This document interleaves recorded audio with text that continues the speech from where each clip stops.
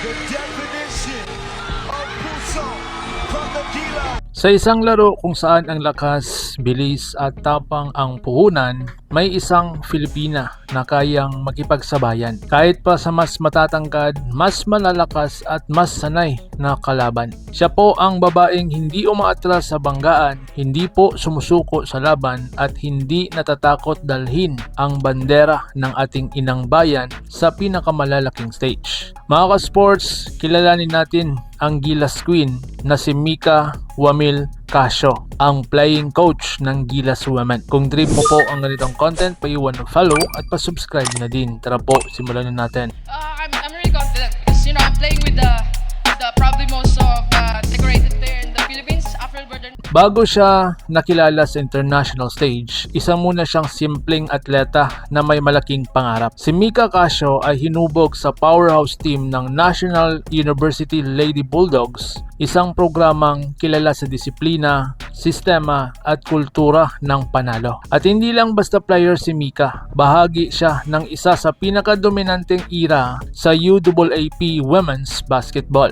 na kung saan isang team na halos hindi matalo. Pero hindi naging madali ang lahat. Araw-araw ensayo, pagod, sakripisyo at matinding kompetisyon sa loob ng team. Sa height niyang 5'9", hindi siya ang pinakamatangkad pero sa puso, isa siya sa pinakamalakas. Mula Nueva Ecija, dala niya ang pangarap hindi lang para sa sarili, kundi para sa buong bansa. Kung sa 5-on-5 ay solid siya, sa 3v3 dito siya naging halimaw. Sa 3v3 basketball, walang pahinga, walang sistema, puro diskarte, lakas at puso.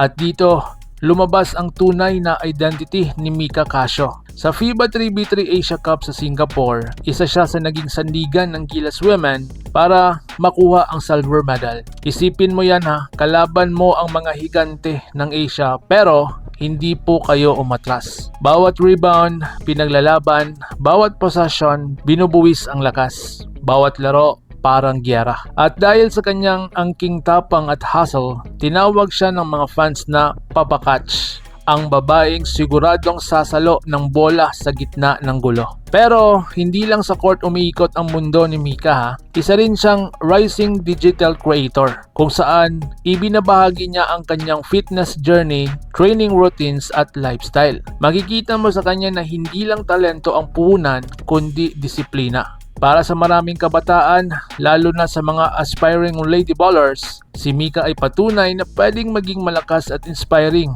sabay. Hindi mo kailangan pumili, pwede kang maging athlete at role model sa parehong panahon. So ngayon, bakit siya minahal ng fans? Mga ka-sports, dahil siya ang literal na definition ng Gilas puso. Hindi siya natatakot sa kahit sinong kalaban, kahit pa mas malalaki, mas malalakas o mas kilala pa. Sa bawat laban niya, dala niya po ang pride ng Pilipino. At sa bawat hustle play, pinapakita niya na ang women's basketball sa Pilipinas ay hindi po basta-basta, na kung saan world class, palaban at walang inuurungan. Kaya sa susunod na mapapanood nyo si Mika Casio, tandaan po nyo mga ka-sports, hindi lang siya basta player, isa siyang mandirigma sa court. Ikaw mga ka-sports, anong paborito mong Mika Casio moment? I-comment mo na po yan sa baba at babasahin ko yan. At kung gusto mo pa ng ganitong kwentong basketball, like, share at subscribe para updated tayo pareho sa mundo ng basketball world. Hanggang sa muli, laban Pilipinas puso, ingat po kayo.